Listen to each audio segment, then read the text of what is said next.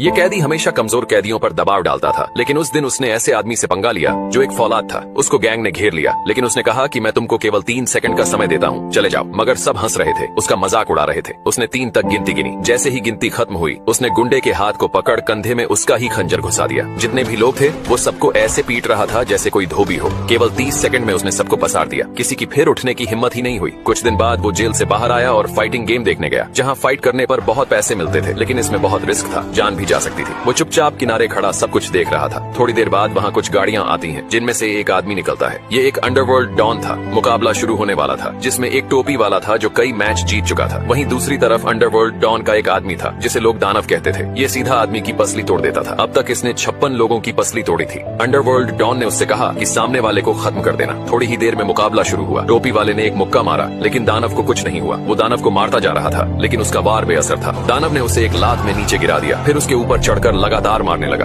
उसकी भी पसली टूट गई। दानव इस फाइट को जीत गया था। अंडरवर्ल्ड डॉन को उस आदमी ने पैसे दिए जिसका आदमी हार गया था। आदमी टेंशन में कार के अंदर बैठा, तभी पीछे वाली सीट पर वही आदमी दिखा जो जेल से छूटा था। उसने कहा कि मुझे भी फाइट करनी है और मैं जीत गया तो 60% मैं रखूंगा। लेकिन फाइट कराने वाले ने कहा, ये कोई बच्चों की फाइट नहीं है और वैसे भी तुमको कोई एक मुक्के में नीचे गिरा देगा। लेकिन कैदी ने उसे पैसों का लालच दिया, जिस वजह से वो मान गया। आदमी कैदी को अंडरवर्ल्ड डॉन के पास लेकर गया कि वो दानव से लड़ेगा, लेकिन डॉन ने उसका मजाक उड़ाया और कहा कि पहले छोटे